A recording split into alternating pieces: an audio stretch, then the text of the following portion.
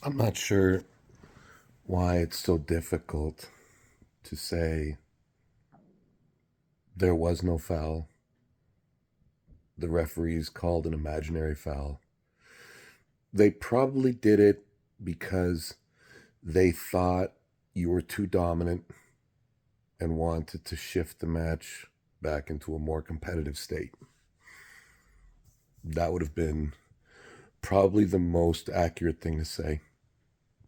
To say, well, there was potentially a time when a small portion of your elbow was off the edge of the pad for a fraction of a second, which wasn't called. And there were other fouls which were not called throughout many of the matches. But let's focus on those and not focus on the time when they decided to stop the match for something that didn't even happen. I don't know. I just think that people should just be able to say the truth sometimes. I think that would be refreshing. Very refreshing to hear the truth every once in a while. But I understand that people need to create a narrative for why I win.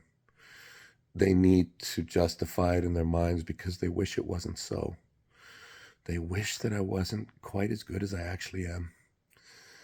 They like to make excuses in their minds because they're maybe just a bit weak mentally. And what they can't do themselves,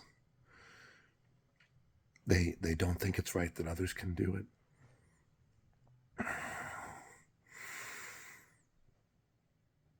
Everyone wants fair treatment in sport, but it's a fight. Refereeing is a difficult job.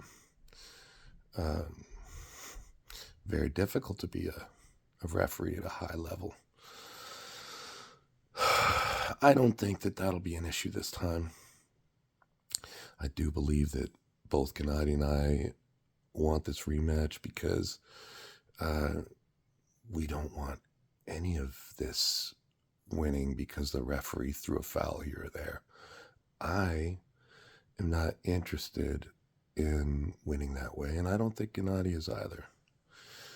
So, a message to referees.